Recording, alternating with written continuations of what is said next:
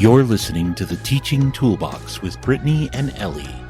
Join them as they talk all things middle school.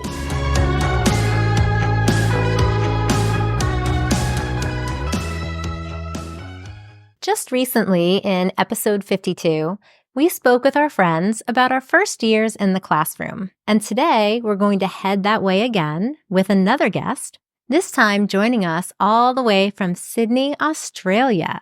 So welcome to the Teaching Toolbox. I'm Ellie, and I'm here with my friend Brittany. Hello. And our special guest, Ashleigh Smith, one half of Rainbow Sky Creations. Hello. Thanks so much for having me. It's awesome to have you. And today, we're here to talk about new teachers once again, but this time from a different angle. So again, thank you for joining us, Ashleigh. Thanks. I'm excited to be here. I just love the accent. Okay, I can't get over it. We'll just stop and keep listening. Just you talk the whole time. So a lot gets thrown at new teachers right off the bat. I think they call it drinking from a fire hose. But Ashleigh, what do you think that new teachers actually need? Well, firstly, a lot is thrown at us as teachers. One thing I'm always saying to people that aren't in the teaching world is that there's not really another job out there that the person that has just finished their degree and is put into the job has to do exactly the same thing and achieve exactly the same outcomes as somebody who's been doing that job for 30 or 40 years.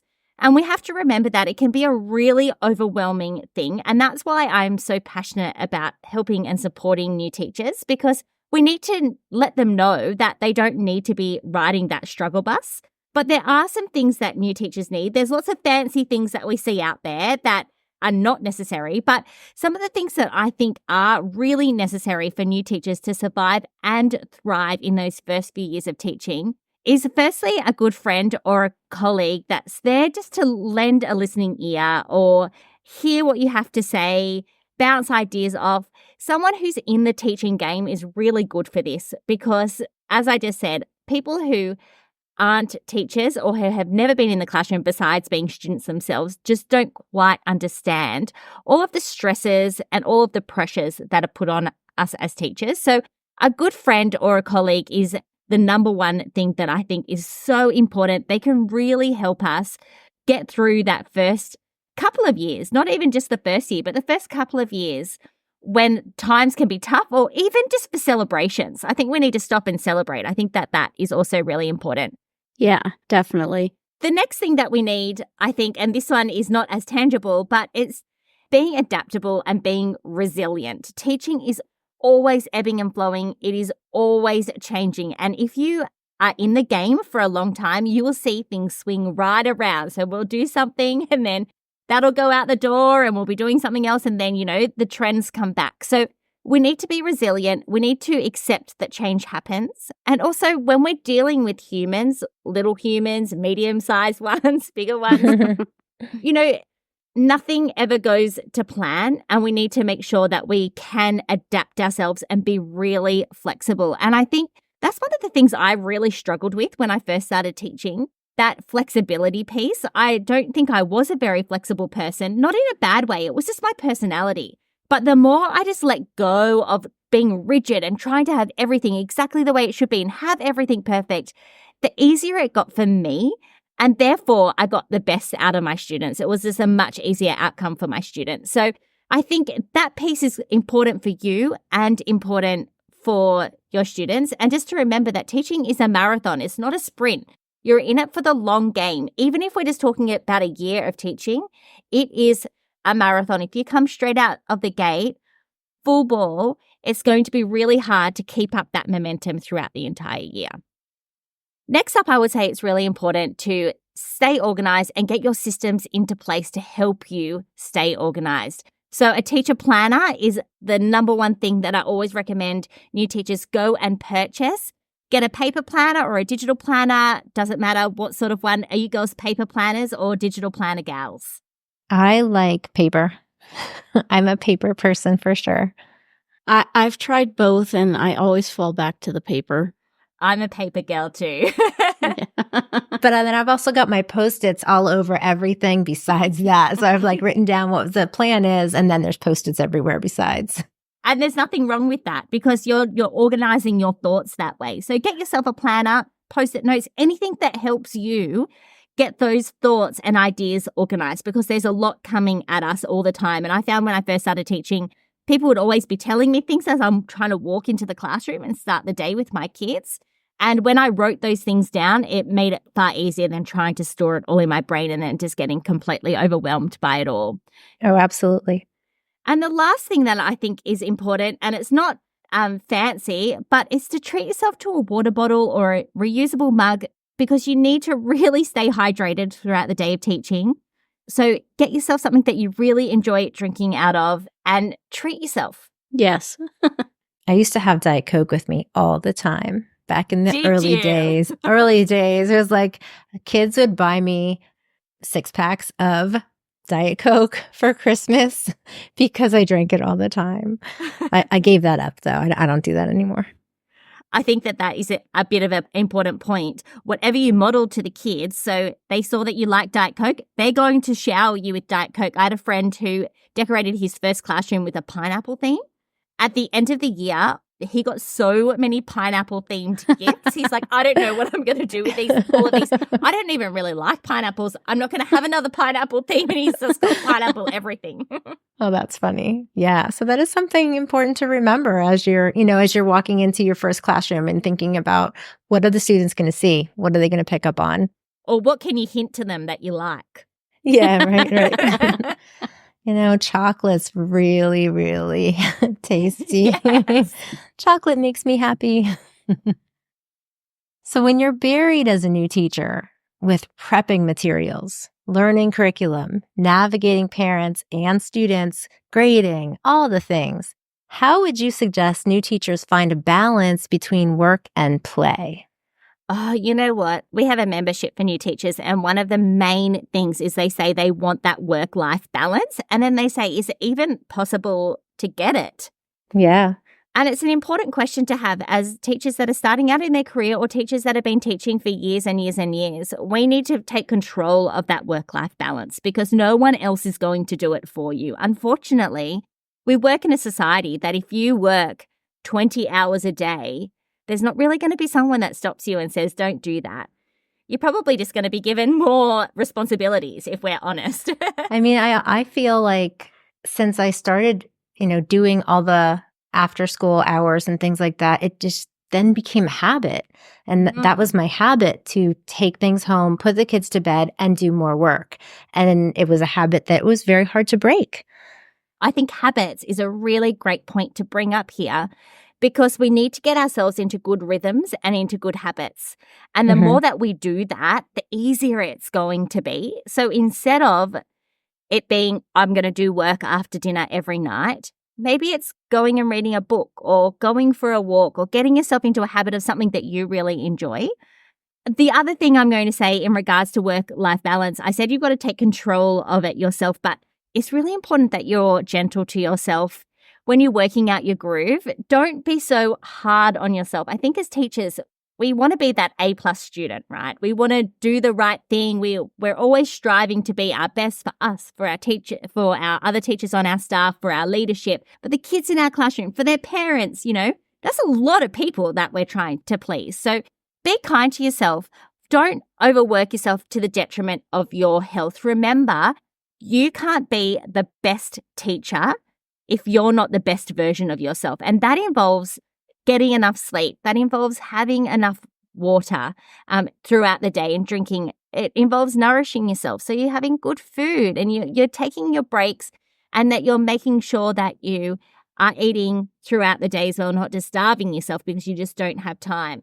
I actually was listening to a podcast. It was a little while ago now, but I thought it was really interesting that this person was talking about, these sorts of things, self-care. And they said, one of the things that we often do is we feel the need to go to the toilet and we don't go. And why do we do that to ourselves? We're like, oh, we'll just quickly do this next thing. We'll just quickly do this. I need to get this done. And for teachers, we're also in the classroom, so we can't go unless it's a break time. Mm-hmm. And that's not actually being kind to ourselves or listening to our body.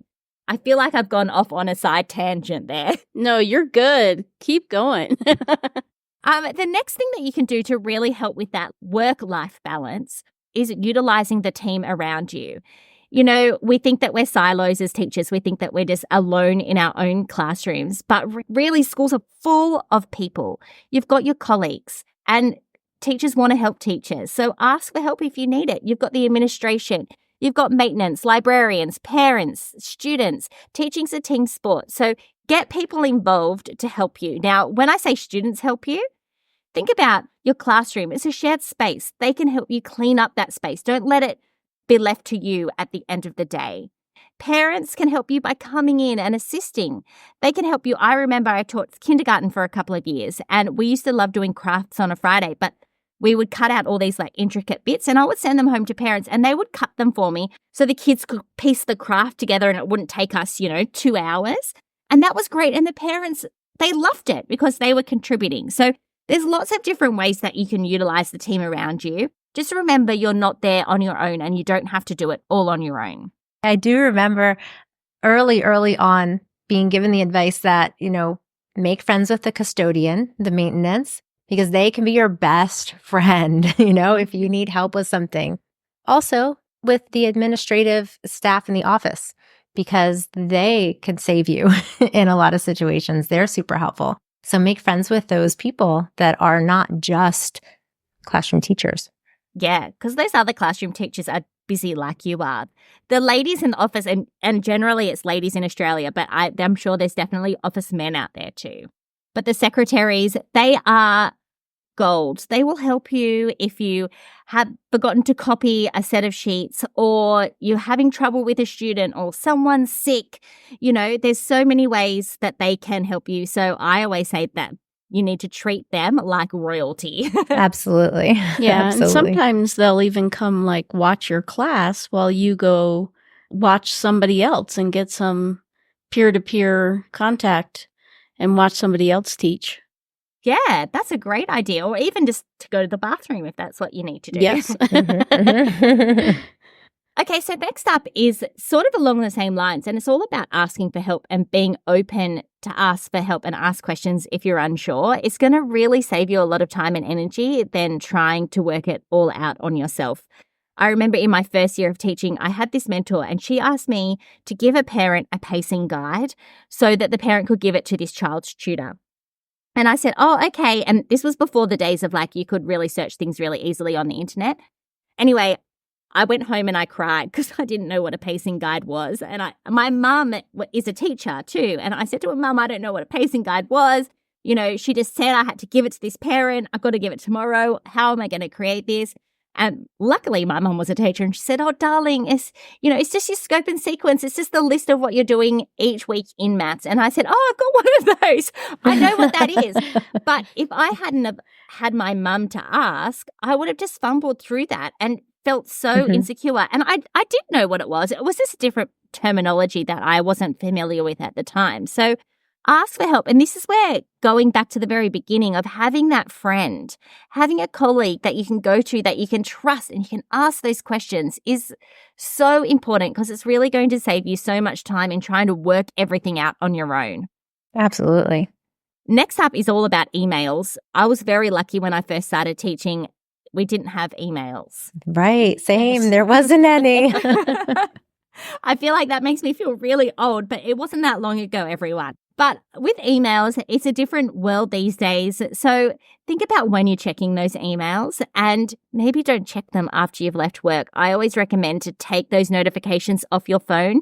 It doesn't bring joy to get a notification from your admin or from a parent at 8 or 9 at night, and you feel like you have to reply, especially for new teachers.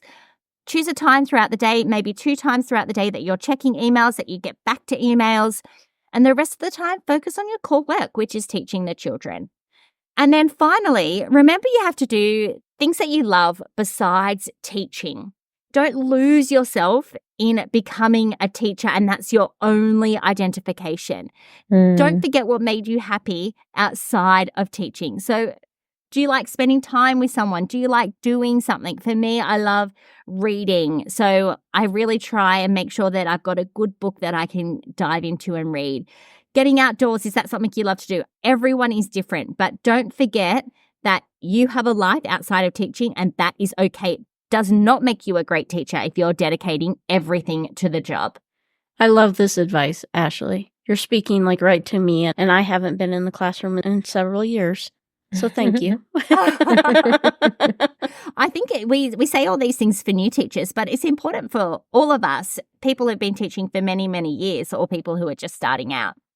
Well, I wanted to return to something Ellie mentioned a minute ago and ask you about it. What are your recommendations for new teachers navigating parents and those parents that might be worried that maybe you're too young to teach their kids, or maybe you're too inexperienced to teach their kids? How do you handle that as a new teacher? This is a tough one, especially if you're starting out and you are young. I think we've got to remember that parents, it's their job to be the biggest and best and loudest advocate for their child. That's their aim, and that's what their aim should be. You know, I'm a parent. My job as a mum is to make sure that I'm advocating for my child. Your job as the teacher is to make sure that they feel safe when they come to school and that they are learning. So really, you need to join together and work as a team. And I think that if parents know that you're on their side, that you're trying your best, you love their child and you're on their side, you're in the right spot with them. That team approach is really, really important. The other thing that you need to remember is that if parents come in and they are upset about something, just go back to that piece that they're being the advocate for their child. They're not necessarily upset with you. They might be upset with the situation. There's a lot of high-level emotions when it comes to being a parent. And parents are just, they're fairly new at being parents too, generally. If you're teaching primary school, they might have a 6-year-old. They've been a parent for 6 years, which is just a couple of years more than you've been a teacher for. So everyone's trying to work it out. Everyone's trying to do their very, very best. And I think that if parents know that you're trying to do their very, very best, they know that that's what they're trying to do. You can't ask for anything more than that.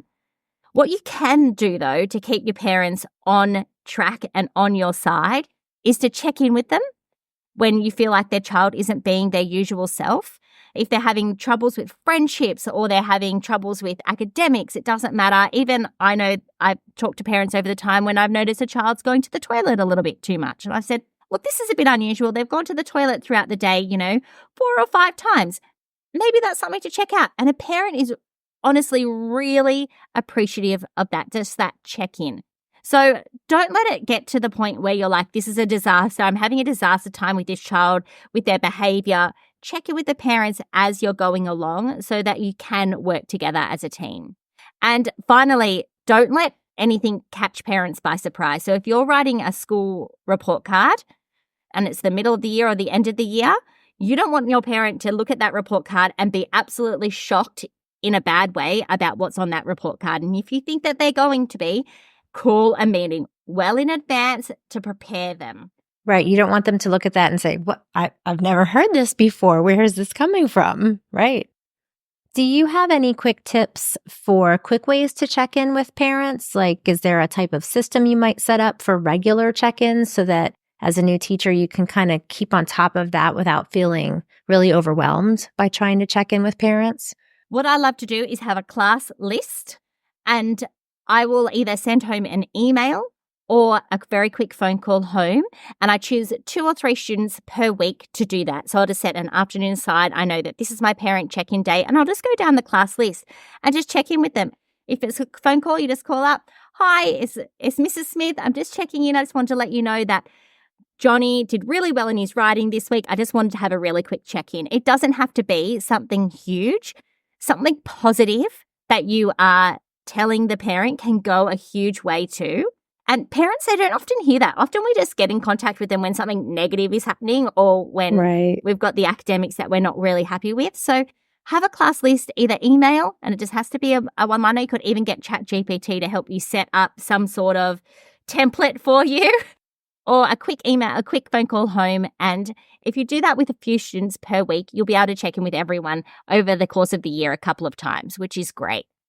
And that's great because then if you do need to call and there's a problem, they don't see your name or, your name in the email address or your phone number and think, "Oh no, now what's happening?" Because they've gotten some good communication already, and so they're maybe a little bit more comfortable with answering the phone or opening that email.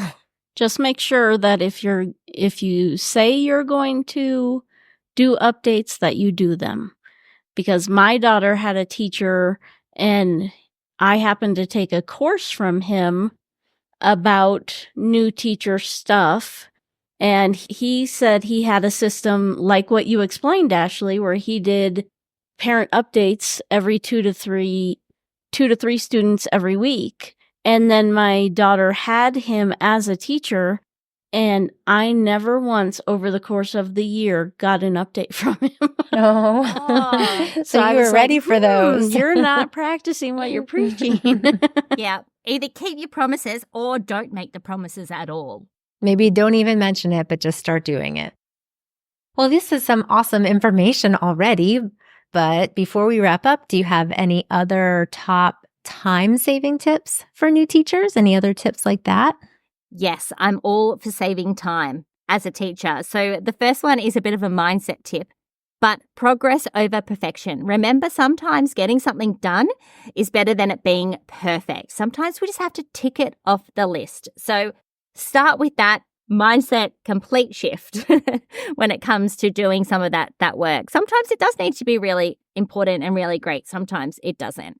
But some other time-saving tips include don't recreate the wheel. See if something is out there that has already been created, especially within your school. There's been a teacher that's taught your grade before, and you're not doing the wrong thing by saying to them, do you have some lesson plans that you did for this?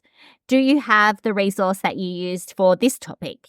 Ask around. Teachers want to help each other, and I'm a really big advocate for this.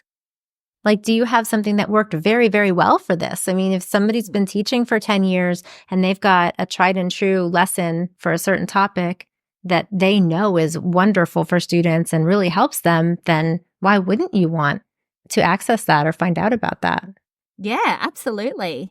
I think teachers are really bad at creating more work for themselves and creating things from scratch when it's already been done before. We've been teaching the same curriculum. Maybe it's had modifications over this time, but it's generally the same thing. And we've been teaching it for years and years and years. And still, we're being asked to rewrite the lesson plan that someone's already written. So ask for that help. Don't recreate the wheel. Absolutely. And then on the other end, accept help when it's offered. If someone comes to you and says, I can help you with this, or would you like a hand with this, or do you have any copying you want me to do while I go down and do mine? Say yes and give it to them. Accept that help.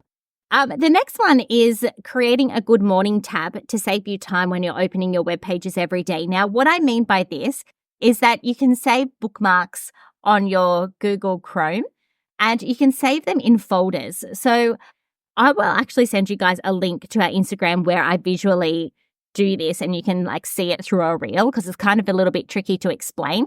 But being able to open all of your web pages up in one go without having to scroll through and find everything is a real game changer and a massive time saver. I know that's something that I wish I did earlier in my career.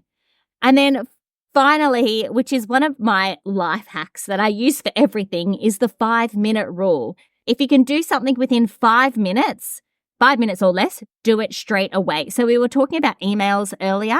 If you get an email and you can respond and action that email within 5 minutes or less, reply to that email and get it done. Get it off your list, because by doing those things straight away in the 5 minutes or less, you're not actually putting it on your to-do list. You're just moving it away and moving it on. And I think as teachers, we have to-do lists that are a mile long and they never get any shorter. It doesn't matter if you've been teaching for 20 years, you're still going to have a really long to-do list. So if anything comes your way that you can do in a short period of time, get it done. I worked with a grade partner that did this brilliantly, and she was never really overly stressed. And I think this is one of the reasons why. We were sitting in staff meetings and they'd say, could everyone send a list of students that have allergies to the office? And, people would be writing it down in their diary, and she would just get on and send it off. straight away. And I think that there's something key to that, just getting it sort of, don't even put it on the to-do list. Yeah, because then it doesn't take up any of your mind space. It doesn't take up any of your paper space. And sometimes there are things that you're kind of like, oh, I know I need to get that done, but it's going to take, and you go and do it, and it does not take long. It might only take a few minutes, but you've kind of built up in your mind that this is another big thing you have to take care of, when it could really be a small, quick thing like that. I really like that idea. Yeah, it's kind of like putting dirty plates in the dishwasher. You could put them beside the sink and then it builds up and then you've got to put it all in and it's such an effort. Or if you just put it in straight away, this is what I'm trying to tell my kids, you guys, like put it in straight away and then it doesn't build up later. Exactly. Do you have any words of advice for new teachers? Oh, I've got so many words of advice, but I'll try and keep it short. Firstly, you're going to get better every single year. The first year is pretty much boot camp. Hang in there. You can do it. You get better as you go.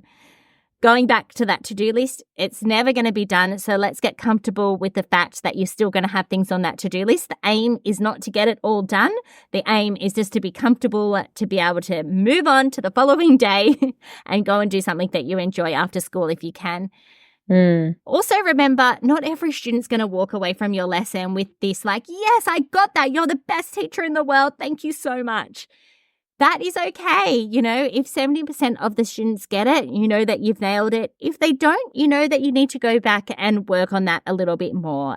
That is the part of teaching that we need to remember, that it is a process. It's not a ticker box. It's not we can achieve that and just move straight on. So you're not a failure if your kids aren't getting it or don't understand. It's just a way to be creative and to shift that and to learn, okay, let's approach this in another direction. Remember that kindness goes a long way for your students. They are kids, love them, get to know them. They're going to want to know you as a person and let them know you as a person. You get to know them as kids. It's going to make your classroom management so much easier, even all the way up into middle school and high school, getting to know those kids, who they are as human beings, and be kind to yourself. The days I know in America are getting shorter. The holidays are looming. Don't have unrealistic expectations of yourself. Be kind to you. Because remember, the best version of you, if you're the best version of you, you are going to be the best version of a teacher as well. Mm-hmm. Absolutely. That's awesome. Thank you so much. Where can our listeners connect with you? Oh, we would love for you to come over to Instagram. We're at Rainbow Sky Creations. I spend a lot of time hanging out there. We're also on TikTok, or if you want to learn a little bit more about being a new teacher and how we can help with that, come on over to our website. That's www.rainbowskycreations.com. Awesome.